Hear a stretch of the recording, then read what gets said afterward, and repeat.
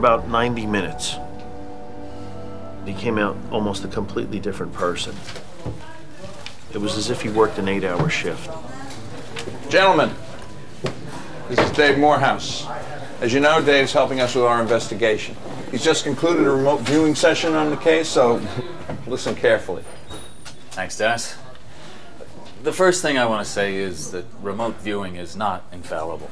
I don't want you guys thinking it's the answer to all your prayers, because it isn't. But it can give you that extra bit of information, that missing bit of the jigsaw to push your investigation further. He came out with what we call an intelligence product. Now bear in mind that he had no idea of knowing that this was a missing child, a missing an adult, a senior citizen who might have lost their memory, a male, a female. He had none of this. He just knew missing person. The missing individual is, I believe, white, middle-aged male, local to this area. I got a strong feeling that he's the victim of a homicide. I also got a very strong sensation of water, a sense of drowning. Maybe the body was dumped in a storm drain or a culvert. If, as Morehouse claimed, the missing man had been murdered and dumped in the waterways near Carteret, the chances of police finding his body would be slim. It's like looking for a needle in a haystack. I mean, there's just, you know, acres and acres and acres of undeveloped waterfront property here. If a person's body was dumped in here, it could almost never be found. But one of Morehouse's sketches was uncannily precise. It was to shift the focus of the investigation to one spot in particular. The sketch that really shook me up was of standing, watching myself in apparitional form, stand amongst the reeds on the shoreline of this inland waterway. And I remember seeing this fleeting image of this large building with a smokestack. I got a river here. This theme of water won't go away. Reeds here, factory complex. Does this look familiar to any of you? Hey, what do you think?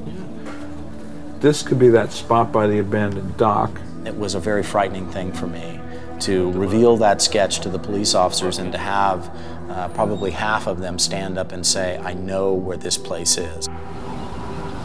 The police immediately took Morehouse to the area of the Carteret waterfront which resembled his drawing.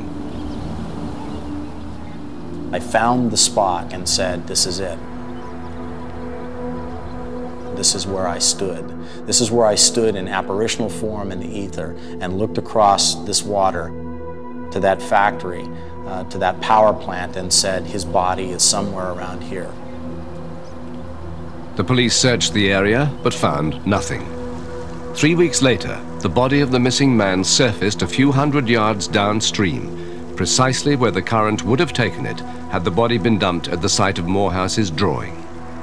Whether it was Major Morehouse looking through the eyes of a dead man or being in the same location, the fact is there was a remote viewing to that location.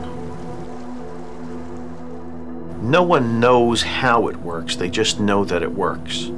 That a random set of 8 numbers can produce a scene remote in time and space, location and date. It's chilling to me to come back to see how accurate the remote viewing session is.